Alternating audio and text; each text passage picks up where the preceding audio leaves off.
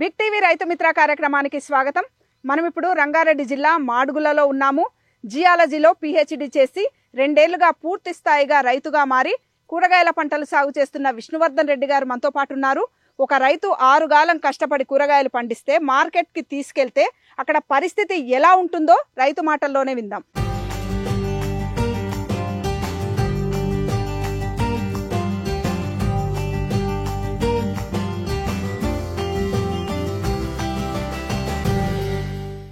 నమస్కారం విష్ణువర్ధన్ రెడ్డి గారు. నమస్తే మేడం.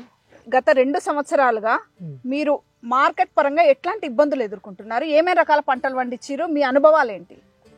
ఫస్ట్ మేము క్యాబేజీ, ఇక్కడ క్యాబేజీ ప్రాక్టీస్ లేదు కానీ క్యాబేజీ పండించినాము.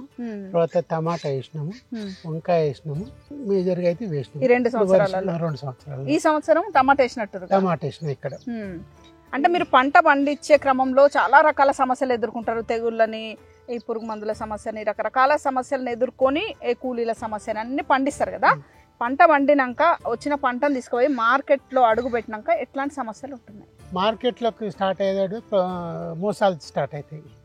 ఫస్ట్ ఏంటంటే వాళ్ళకు గవర్నమెంట్ యాజ్ పర్ రూల్ ప్రకారం 4% తీసుకోవాలి. లేబర్ ఛార్జెస్ వచ్చేసరికి బ్యాగ్ ₹1.50 తీసుకోవాలి. దీన్ని మొత్తం డబల్ చేసి తీసుకుంటారు వాళ్ళు. ఎన్టీఆర్ నగర్ కు పంపిస్తాను నేను. కూరగాయలన్నీ అక్కడికి పోతాయి. వాళ్ళు 8% కమిషన్ కట్ చేసుకుంటారు మా దగ్గర. బిల్ ఇవ్వరు. అంటే 4% కట్ చేయాల్సింది 8 తీసుకుంటారు. డబల్ తీసుకుంటారు. లేబర్ కూడా అంతే తీసుకుంటారు. లేబర్ ఏంటంటే ₹1.50 ఉంటే ₹3 ₹4 బ్యాగ్ బాక్స్ లెక్కన తీసుకుంటారు.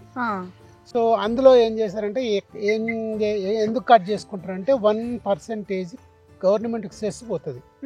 రైతు డైరెక్ట్ గా గవర్నమెంట్ కి సెస్ కడుతున్నాడు. అందరు ఏమంటారు అంటే రైతుకే గవర్నమెంట్ ఇస్తుంది, కూరగాయల రైతు మాత్రం కంపల్సరీ డైరెక్ట్ సెస్ పోతుంది గవర్నమెంట్ కు.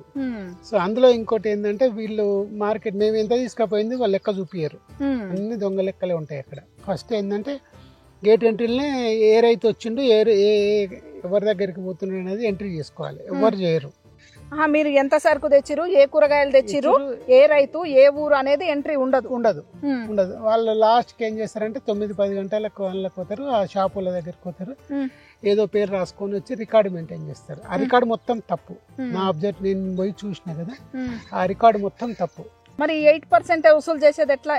ఓన్లీ చిట్టి ఇస్తాడు. చిట్టి ఏ ఊరు పేరు లేని చిట్టి, ఏ ఊరు పేరు ఉండదు, పేరు రాస్తాడు, ఎన్ని బాక్సులు అని రాస్తాడు, చిట్టి ఇస్తాడు.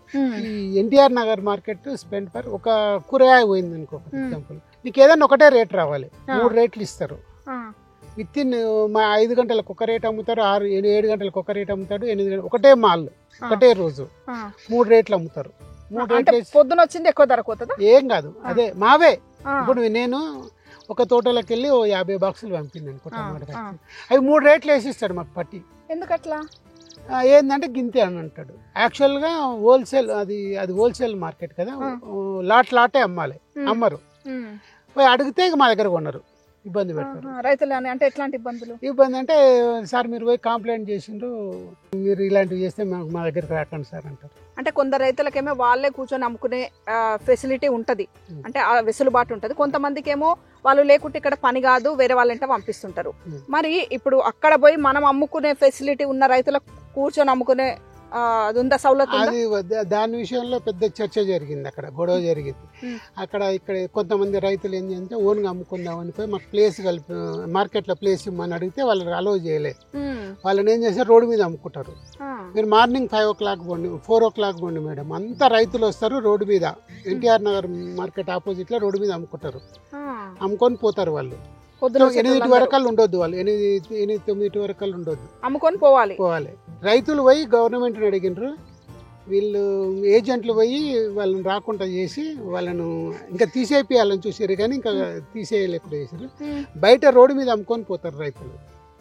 మేము ఒకటే కోరేది ఏంటంటే మాకు మార్కెట్లో ప్లేస్ ఇప్పియండి, మేమే కడతాం, మేము కూడా కడతాం సెస్. నీకు 1% సెస్ కదా నీకు ఏజెంట్లు ఇచ్చేది, మేము 2% ఇస్తాం మేము గవర్నమెంట్కి సెస్. మేము అడిగేది ఏంటి అంటే మేము రైతుల నుంచి మాకు ప్లేస్ ఇవ్వండి, మేము డైరెక్ట్ కస్టమర్కి అమ్ముకుంటామా ఏజెంట్కి అమ్ముకుంటాం, మేము అమ్ముకుంటాం. ఏజెంట్లు ఎవరైతే కొనేటోళ్ళు వస్తారో రీటైలర్సే కానీ కస్టమర్సే వస్తారు కానీ డైరెక్ట్ మార్కెట్కి వచ్చి కొనుక్కొని పోతారు, మా నుంచే పోతాయి. ఎవరైనా రైతు లేట్ గా సరుకు తీసుకొని పోయి సొంతంగా అమ్ముకుందామంటే పాసిబిలిటీ లేదు, ఉండదు. ఒకవేళ ఫర్ ఎగ్జాంపుల్ ఇప్పుడు ఆ రైతు కూడా ఏం చేస్తాడంటే 8 గంటల వరకే కండిషన్ పెట్టేసరికి ఆ టైం అయితే ఉంటే తక్కువ ధరకు అమ్ముకుంటాడు. మేము అడిగేది ఏంటంటే మాకు అక్కడ ఫెసిలిటీ కలిపియండి, మాకు చిన్న ప్లేస్ కలిపియండి, మేము బాక్స్ పెట్టుకుంటాం. ఆ బాక్సులు ఇప్పుడు టమాటా ఉంది మేడం, ఒకటే రోజు ఖరాబ్ కాదు, అది 3 రోజులకైనా అమ్ముకోవచ్చు. క్యాబేజ్ ఉంది 10 రోజులకు కూడా సేమ్ క్వాలిటీ ఉంటుంది ఒక లేయర్ తీస్తే. సో మేమేం చేస్తామంటే స్టోర్ చేసుకొని రోజంత అమ్ముకుంటాం. ఇప్పుడు నాకు ఇంకొక డౌట్, ఇప్పుడు మీరు టమాటా వండించారు, క్యాబేజ్ వండించారు, రకరకాల వంకాయ కావచ్చు, కూరగాయలు వండించి తీసుకుపోయారు, అప్పుడు మీకు ధర అన్నారు కదా, ధర విషయంలో ఎట్లాంటి గిమ్మిక్కులు చేస్తున్నారు ఈ మధ్య దళారు? అదే కదా నేను చెప్తున్నా కదా మేడం, నేను తీసుకుపోయిన మాల్లో 3 రేట్లు వేసిస్తాడు, కామ్గా తీసుకొచ్చుకోవాల్సిందే తప్ప మేమేం చేసేటట్టు ఉండదు ఆడ. ఇప్పుడు ఒకటే మాలు లాట్ ఒకటేసారి అమ్మాలి. దాని రూల్ ఏంది అంటే లాట్ ఎవరికన్నా అమ్మాలి, తర్వాత ఎవరన్నా ఏమన్నా అమ్ముకుంటారు. మా దగ్గరనే వీళ్ళే రిటైలర్గా చేసేసుకొని ఒక్కొక్క బాక్స్ 2 బాక్సులు పెట్టుకొని 3 రేట్లు ఇస్తారు. తెల్లవారుదామన తీసుకునేదేమో ఫర్ ఎగ్జాంపుల్ 500 ఇస్తే దాని తర్వాత వచ్చేసరికి 400 చేస్తాడు, తర్వాత వచ్చేసరికి 300 చేస్తాడు. 300 చేసేసి నాకు ఇగో ఇన్ని 50 బాక్సులలో 20 బాక్సులు 500 పోయినాయి, 20 బాక్సులు 400 పోయినాయి, 10 బాక్సులు 300 పోయినాయి అనేసి పట్టి ఇస్తాడు. అని మనం ఏం చేయలేమాడ. ఇంత ధర అనేది ఉండదు, ఫిక్స్డ్ రేట్ ఫిక్సే ఉండాలి, యాక్చువల్గా ఉండదు, మోసం చేస్తారు. క్యాబేజీ విషయం వల్ల మీరు కొన్ని అనుభవాలు ఉన్నాయి కదా? క్యాబేజీలో కూడా సేమ్ మేడం, పొద్దున ఒక రేట్ ఉంటుంది, ఇక అది 2-3 రోజులు అయినా కానీ వాళ్ళు ఒక రోజు దాటితే మార్కెట్ దాన్ని తగ్గించేస్తారు. సేమ్ డే కూడా 2-3 రేట్లు అమ్ముతారు. మేము పట్టీలు చూపిస్తా, నాకు వాట్సాప్లో పెడతారు, అంతా మోసమే. నాకు మార్కెట్లోనే 8% పోతుంది, అంటే 8 ప్లస్ హమాలీలు కలిపి మొత్తం 9% పోతుంది. అంటే ఓన్లీ కమిషన్, ట్రాన్స్పోర్ట్ కాదు, లేబర్ ఖర్చు కాదు, పండించిన కంట కాబట్టి ఓన్లీ 10% అడుగుతుంది. గవర్నమెంట్ ఏం చెప్తుంది, మేము రైతులకు ఇస్తున్నాము, రైతులకు మేము అంత చేస్తున్నాం ఇంత చేస్తున్నాం అంటారు. మేము కంప్లైంట్ ఇస్తే యాక్షన్ తీసుకోరు మేడం. అక్కడ అని చెప్పిన సూపర్ రిటర్న్లో కంప్లైంట్ ఇవ్వమంటాడు. రిటర్న్లో కంప్లైంట్ ఇస్తే ఏజెంట్ అంటాడు, మా కడుపు కొట్టకండి సార్, మీకు ఏమన్నా ఉంటే మీరే దగ్గర మీకు ఇష్టం ఉన్న కాడ అమ్ముకో అంటారు. మళ్ళీ వాళ్ళంతా సిండికేట్ అవుతారు. రైతుల దగ్గర యూనిటీ లేదు, కానీ ఏజెంట్ల దగ్గర సిండికేట్ ఉంటుంది. వాళ్ళు రానియరు, వాళ్ళు ఒక్కొక్కరు ఇండివిజువల్గా పోతే కానియరు, గ్రూప్గా పోయినా కొన్ని రోజులు పోతావు, కొన్ని రోజుల వరకే అది యాక్సెప్ట్, తర్వాత రానియరు వారు. మార్కెట్లో ఉండే సిండికేట్ అనేది రైతు కష్టాన్ని డిసైడ్ చేస్తుందా? 100%. నేను డాక్టరేట్ చేసిన, నేను అనుభవంతో చెప్తున్నా, నేను ప్రాక్టికల్గా పోయినా. నేను హైదరాబాద్లో ఎల్బీ నగర్లోనే ఉంటా. ఎల్బీ నగర్ పోతే నేను ఈడ చూసుకొని ఎల్బీ నగర్ ఎన్నోసార్లు చూసిన, ఇక్కడ చూసినా, ఆడికి పోయినా, ఆడ చెక్ చేసిన, ఏమవుతుంది అనేది అబ్జర్వేషన్ చేసిన. కంప్లైంట్ ఇస్తే గివ్లాడతారు ఫస్ట్, సార్ మాకు పుట్టగొట్టకండి సార్ మారుతాను. లెటర్ కంప్లైంట్ ఇస్తే వీళ్ళు ఏం చేస్తారంటే ఆఫీసర్లు వచ్చి వీళ్ళ దగ్గర పైసలు ఎక్కువ అడుగుతారట, కమిషన్. మనం వాళ్ళ మీద కంప్లైంట్ ఇస్తే అధికారి వాళ్ళకి డబ్బులు తీసుకొని కామ్ అయిపోతారు, మనకు న్యాయం ఎప్పటికీ జరగదు. ఆ రోజు ఇంకా మళ్ళీ మీద ఏం చేస్తారంటే మమ్మల్ని రాని మన సరుకును కొన్నారు. ఆడ దగ్గరికి పోతే లేదన్నా ఇవాళ వేరే దగ్గర. ఇంకొక విషయం ఏంటంటే బయట నుంచి మాల్ వస్తుంది, అది రికార్డులో పెట్టారు వీళ్ళు. అంతా అది రైతులకు అని పెట్టిందే కానీ అది ఏజెంట్ల కోసమే పనిచేస్తుంది మార్కెట్లో అనేటివి. నేను ఒకసారి ఏం చేసిందంటే మాదన్నపేటలో మండిలో క్యాబేజ్ చేసిన, 40 బస్తాలు వేసిన. 40 బస్తాలు వేసి పక్కన మాది ఎంత అమ్ముతారు అంటే 8 రూపాయల కిలో పోతలేదన్నా అని అన్నారు. పక్కనే షాప్ ఉండే రిటైల్ షాప్, ఆడ అడిగిన 40 రూపాయల కిలో అన్నాడు. 40 నేను అన్నా నా దగ్గర 20 రూపాయలకి తీసుకోరాదమ్మా, నేను ఇచ్చేసిపోతే ఇప్పుడే 20 బ్యాగులు ఇస్తే తీసుకో అంటే ఆమె సపోర్ట్ చేయలేదు. అంటే మాది సెకండ్ హ్యాండ్, అంటే మాది హ్యాండ్ మారేసరికి 3 times to 4 times రేటు పెరుగుతుంది. మా ఆలోచన ఏంటంటే సరే ఓ 10 రూపాయలు తినండి, 20 రూపాయలు తినండి, ఓ 10% తినండి, ఇంత వేరియేషన్ ఉండి పోనీ అట్లా మాకేమైనా లాభం వస్తుందంటే లాభం రాదు. దీనికి ఈ మార్కెట్కి ఏం చేస్తారంటే బయట నుంచి వచ్చేది బాగా డ్యామేజ్ చేస్తుంది. బయట నుంచి వచ్చింది అంటారు, అవి సాకులు చెప్పి రేట్లు ఇవ్వరు. నిన్న మొన్న ఎట్లాంటి ధరలు దక్కినాయి?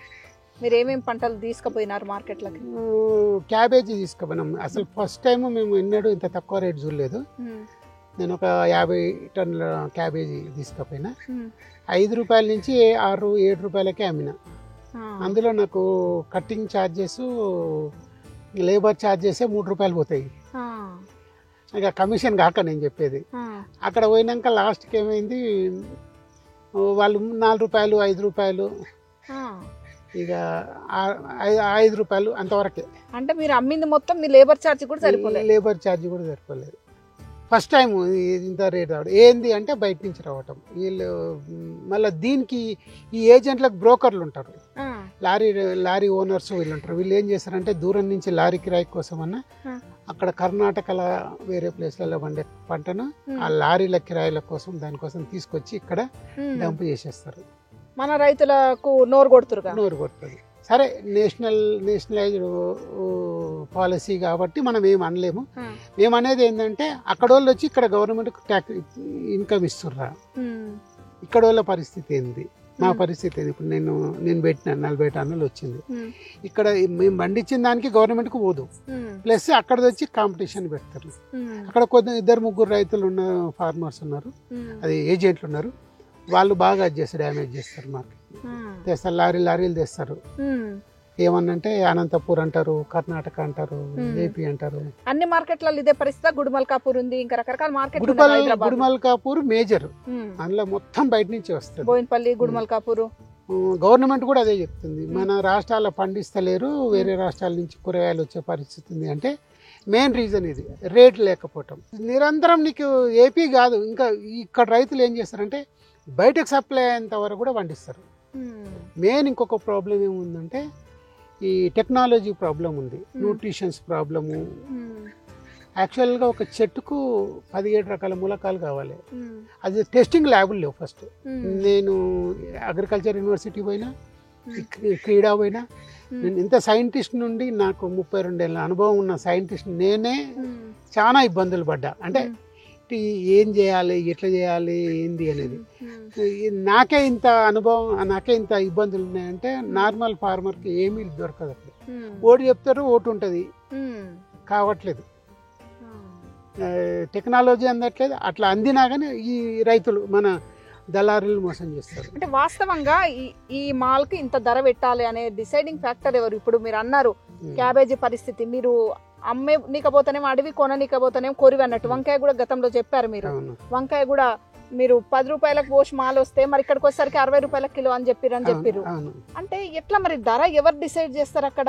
యాక్చువల్గా ఏంటంటే ఇప్పుడు మేము ఒక రోజు పంపిస్తే 3 టన్నులు పంపిస్తాం, ఉందంటే 4 టన్నులు కూడా పంపిస్తాం. ఆ 4 టన్నులు మన మార్కెట్ ఏజెంట్ ఏంటంటే బయ్యర్ వచ్చినప్పుడు వానికి డైరెక్ట్ అమ్మాలి, యాక్షన్ చేసి అమ్మాలి. యాక్షన్ సిస్టమే లేదు. అసలు NTR Nagar market action based, తెలుసుకోండి. Action based. యాక్షన్ అంటే ఆ మాల్ వచ్చేటడివే ఆ లాట్ అంతా ఎవరన్నా ఒకరు కొనుక్కోవాలి. ఈ రిటైలర్ అన్న కొనుక్కొని ఎవడన్నా ఆ రిటైలర్ కొన్నారు. యాక్షన్ బేస్డ్ ఉండకపోతే ఏం చేస్తారంటే ఇక వీళ్ళకి తెలిసిన వాళ్ళకి అందులో కూడా పెద్ద మోసం ఉంటుంది. వీళ్ళు ఏం చేస్తారంటే రిటైలర్స్కి అమ్ముతారు, ఉద్దరు అమ్ముతారు.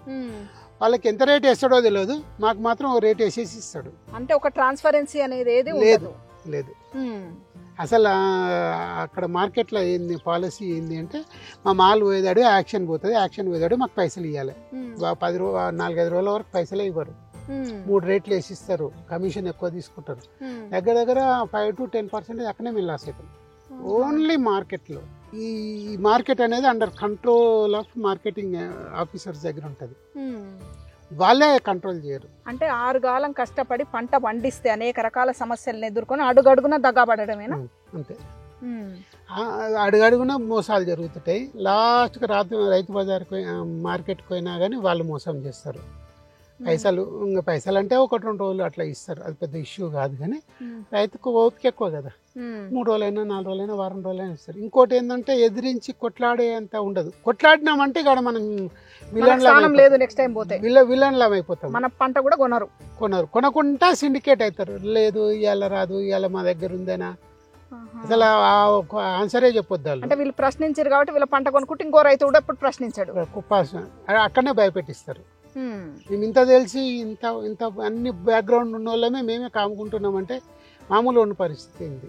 మరి ఇప్పుడు ప్రజెంట్ సిచ్యువేషన్ లో మీ సరుకు తీసుకొని రైతు బజార్కి వెళ్తే అక్కడ పరిస్థితి ఏంది? మీకు జాగా ఉందా? మాకు గవర్నమెంట్ ఇయ్యదు కదా, ఆల్రెడీ ఫుల్ అయిందంటారు, ఏజ్ వాళ్ళు అది చేస్తుంది. రైతు బజార్లో షెడ్లే ఉండొద్దండి, స్టోరేజ్ షెడ్లు రైతులు ఒకరికి పర్మనెంట్గా ఇవ్వద్దు. ఎందుకంటే ఒక రైతుకు పర్మనెంట్గా కూరగాయలే రావు. ఫ్యాక్ట్ చెప్తున్నా. నేను ఇప్పుడు టమాటా పండించిన 2 ఎకరాలు టమాటా పండించిన అనుకోండి, నా దగ్గర 20 టన్నులు 30 టన్నులు వస్తుంది. ఒక 3 నెలలే వస్తుంది. ఆ 3 నెలలు అయిపోతాడు నేను పక్కా జరగాలి అంటే వేరే వాళ్ళు వచ్చి అమ్ముకుంటారు. సో దానికి ఒక సిస్టమ్ అంటూ తయారు చేయాలి. కానీ పర్మనెంట్ ఒక్కొక్కరికి ఇచ్చేసి పడేసి చూడండి మీరు ఇప్పుడు రైతు బజార్లకు చూడండి, మొత్తం వాళ్ళు షెడ్లు వేసేసుకుంటారు, పర్మనెంట్ చేసేసుకుంటుంటారు. అంటే వాళ్ళు అడ్డాలాగా మారిపోయి అడ్డాలాగా మాత్రం. అంటే ఒక రైతు తన సరుకు తీసుకుపోతే మార్కెట్ యార్డ్కి వెళ్తేనేమో ఈ మోసం, దళార్ల మోసం. రైతు బజార్ పోదామంటే అక్కడ కూడా ఏజెంట్లు. మరి ఇక రైతు పరిస్థితి ఏంది? అదే దీనికంటూ పరిష్కారం ఏంది? మీ రైతుగా మీరు ఏమంటారు? దీనికి పరిష్కారం ఎలా ఉండాలంటారు? మాకు గవర్నమెంట్ పట్టణాలల్లో మాకు ప్లేస్ ఇవ్వాలి మేడం.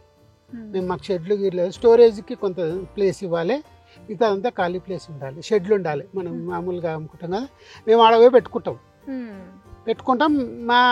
మా దగ్గరికి వచ్చి వాళ్ళు కొనుక్కొని పోతారు. మేము ఫిక్స్ చేయాలి రేటు. మేము చేస్తాము, మాకు మార్కెట్ని బట్టి, మా క్వాలిటీని బట్టి మేము అమ్ముకుంటాం. ఎక్కువ తక్కువ మీ నిర్ణయం, మీరు ధర చేసుకొని మీరు అమ్ముకుంటాం. అంతేగాని మీరు తీసుకుపోయిన అడ్డికి పౌసర్ అక్కడ ఆయన చెప్తే మా పని కథం అంతే. ఇక అక్కడ ఏమి ఉండదు, అని ముంచేస్తాడు. నేను చెప్తున్నా కదా, ఒక్కొక్క రోజు టక్కున సగం రేట్ ఇచ్చేస్తాడు. ఇలా లాజిక్ ఇంకా గమ్మత్ ఎట్లుంటది అంటే, రోజు మోసం చేయరు, 3 సార్లకు ఒకసారి మోసం చేస్తారు, 4 సార్లకు ఒకసారి మోసం. రైతుకి ఏంటంటే ఇలా మార్కెట్ రెగ్యులర్ రేట్ వచ్చింది అనుకో, అబ్బా వచ్చిందంటే 4వ రోజు ఏం చేస్తాడు, టప్పున పడేస్తాడు. మార్కెట్ ఏంటంటే మొత్తం మాల్ వచ్చింది సార్, అది వచ్చింది ఇది వచ్చింది, ఇవాళ మొత్తం మిండిపోయింది ఇది అని చెప్పేస్తాడు. అంటే 25%. అంటే 3 రోజుల తర్వాత 4వ రోజు మేము లాస్ అయినట్టే కదా. ఇప్పుడు ఇవాళ 20 రూపాయల కిలో టమాటా ఉంది, ఒక రోజు టక్కున 10 రూపాయలు చేస్తాడు. అట్లానే రిటైల్ అమ్ముతారా? అట్లా లేదు. ఒక నెల 2-3 నెలలు కాన్స్టెంట్గా ఉంటుంది. కానీ మా రేటుకు మాత్రం అట్లా దెబ్బ కొడతారు. అంటే లాజికల్గా కొడతారు. వాళ్ళు యూనిటీ ఉంటారు కాబట్టి లాజికల్గా, అరే నిన్నమని ఇచ్చినా కదా అన్న, ఇవాళ లేదు, ఇవాళ ఒక్క రోజే అయ్యింది, రేపు చూస్తా. రైతుకేమో అవసరం, వాళ్ళకేమో లాభాలు అవసరం, అంతే. వాళ్ళు అట్లా మోసం చేస్తారు. అంటే ప్రభుత్వం దిశగా ఎట్లాంటి చర్యలు ఉంటే మీలాంటి ఎంతో మంది రైతులకు ఉపయోగకరం? నేను స్టడీ చేసిన ప్రకారము చాలా మంది రైతులు చాలా ప్రొడక్షన్ చేయడానికి రెడీగా ఉన్నారు. వాళ్ళకి ఏంటంటే సరిపోయిన ట్రాన్స్పోర్టేషన్ ఏమొద్దు, మార్కెటింగ్ ఇస్తే చాలు. ఇప్పుడు మాకు ఇవాళ టమాటా ఉంది, ఈరోజు నాకు 20 రూపీస్ కేజీ అని అంటుండ్రు, నిన్న 28 రూపీస్ కేజీ. ఓకే, నాకు 8 రూపీస్ తగ్గించండు. మార్కెట్లో 60 రూపాయలు ఉన్న టమాటా 40 రూపాయలు ఇస్తుర్రా, ఓకే నాకు తక్కువ వచ్చినా సరే, నేను రైతుని కాబట్టి అట్లా కాదు. మరి అదే 60 రూపాయలు అమ్ముతారు. నాకు 28 రూపాయల కేజీ ఇచ్చినాడు, అదే 60 రూపాయలు కన్జ్యూమర్కి పోతుంది. నేను ఈ 20 రూపాయలు ఇచ్చిన రోజు కూడా అదే 60 రూపాయలు పోతుంది. ఇప్పుడు మేము హైదరాబాద్కు 60-70 కిలోమీటర్ల దూరంలో ఉన్నాం. మాకు సిటీ 60 కిలోమీటర్ల నుంచి స్టార్ట్ అవుతుంది. అక్కడక్కడ మీకు 1000 గజాలు ఇస్తావా, 2000, మా ఒక్కరికి కాదు, రైతులందరికీ వాళ్ళు పండించిన పంట కూర్చొని తీసుకుపోయి అమ్ముకుంటాడు, కూర్చొని అమ్ముకుంటాడు, హోల్సేల్ అని అమ్ముకుంటాడు రైతు. ఇంకొక విషయం ఏంటంటే, ఈ లోకల్ మార్కెట్లు ఉంటాయి కదా, హైదరాబాద్ మార్కెట్లోనేమో 8% తీసుకుంటారు. ఈ మాలు ఆమనగల్ ఇక్కడ 10% తీసుకుంటారు. 10% ఇక్కడ తీసుకోవాల్సింది అధికారికంగా. ఇక్కడ కూడా అంటే రాష్ట్రంలో ఎక్కడైనా 4%, అక్కడేమో 8%, ఇక్కడ అధికారికంగా ఇక్కడ 10%. 4 తీసుకోవాల్సింది 10 తీసుకుంటారు. మండల కేంద్రాలు మార్కెట్స్ ఉంటాయి కదా, లోకల్ మార్కెట్స్, అక్కడ కూడా బాగానే సేల్ అవుతాయి. అక్కడ వాళ్ళు 10% తీసుకుంటారు. నేను డిమాండ్ చేస్తున్నా, ఏ అధికారిని ఛాలెంజ్ చేస్తా. నేను 2 ఏళ్ల నుంచి కూరగాయలు పంపిస్తున్నా, రమ్మనండి చూపిస్తా, ఇన్స్పెక్షన్ చేయమనండి, చెక్ చేయమని, క్రాస్ చెక్. ఒక రైతుగా పోయి అడగమనండి, నేను ఛాలెంజ్ చేస్తా. ఎందుకైతుంది, ఎందుకు తీసుకుంటున్నాను అడిగేటోడు ఉన్నాడు, కంప్లైంట్ ఇచ్చినా తీసుకుంటే వాళ్ళు ఉండరు. అగ్రికల్చర్ ఉండరండి, అగ్రికల్చర్ ఆఫీసర్ నైట్ డ్యూటీ ఉండాలి, ఉండరు ఎవరు అగ్రికల్చర్ ఆఫీసర్. ఎందుకుంది మరి రైతుకి? ఎడ నువ్వు ఏం చేస్తున్నావు చెప్పు. సింపుల్. మేము వాళ్ళు ఏందో నేను అడిగిన, నా దగ్గర ఇప్పుడు డేటా ఉంది, నేను ప్రతిరోజు ఏ రోజు ఎన్ని బాక్సులు ఎట్లా ఏం పంపింది ఉంది, నా రికార్డ్ ఏమైనా ఉందని చూడమనండి, ఒక్కటి ఉంటే చూపిస్తాను. నా రికార్డే లేదు ఆడ. ఒక ట్రాన్స్పరెన్సీ అనేది ఏ దశలో కూడా లేదు. ఇక్కడ మండల కేంద్రాలలో లేదు, హైదరాబాద్ లో కూడా లేదు. ఇంకా అసలు రికార్డే మెయింటైన్ చేయలేదు. వస్తాడు, ఆ ఏజెంట్ వస్తాడు షాప్ కాడికి వస్తాడు, ఏంటంటే ఏదో రాసుకుంటాడు, రేట్స్ కూడా క్వైట్ డిఫరెంట్ ఉంటాయి. వాళ్ళ రికార్డులో నేను 15 రూపాయలు ఉంటే మాకు 7 రూపాయలు 8 రూపాయలు ఇస్తారు. ఓపెన్ ఛాలెంజ్ చేస్తున్నాను నేను, టూ మచ్. ఈ 2 ఏళ్లలో అందాదా మీరు పెట్టిన వ్యవసాయం మీద పెట్టుబడి ఖర్చు ఎంత, మీకు ఎంత లాభం వచ్చింది లేకపోతే నష్టం వచ్చిందా? నష్టమే వచ్చింది. ఎంత నష్టపోయారు? దగ్గర 5-6 లక్షలు పోయినాయి. 5-6 లక్షలు నష్టం వచ్చింది. సో నేను లాభ నష్టాల కోసం రాలేదు, అవుట్పుట్ కోసం వచ్చింది. అవుట్పుట్ కోసం వచ్చారు, కానీ మీరు అనుభవంలో మాత్రం వ్యవసాయంలో దిగినాక నష్టమే చూసారు. ఇంత చదువుకొని అంత తెలుసుకొని వచ్చి కూడా అడుగడుగు సింపుల్ మార్కెట్లకు పోతేనే నాకు దగ్గర 1,50,000 నష్టం వచ్చింది. మార్కెట్లో అమ్మితేనే 1,50,000 నష్టం వచ్చింది. ఓకే, వెదర్ విధంగా వేరే నష్టము, లేబరు డిమాండ్, కొన్ని మా మిస్టేక్స్ ఉంటాయి. అవన్నీ కాకుండా మార్కెట్లో కూడా 3 to 4% నష్టం. మీలాంటి రైతుల సమస్యలన్నీ కూడా ప్రభుత్వం దృష్టికి వెళ్ళాలి, దీని మీద ఒక మంచి పాలసీ రావాలని అయితే ఆశిస్తున్నాము. థ్యాంక్ యూ విష్ణువర్ధన్ రెడ్డి గారు.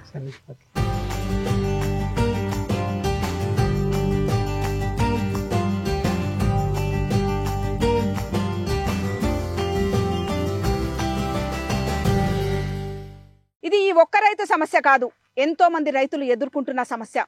ప్రభుత్వం తక్షణం దృష్టి సారించి రైతుల సమస్యకు పరిష్కారం చూపించాల్సిన అవసరం ఎంతైనా ఉంది. మరో అంశంతో మళ్ళీ కలుద్దాం. అంతవరకు సెలవు. నమస్కారం.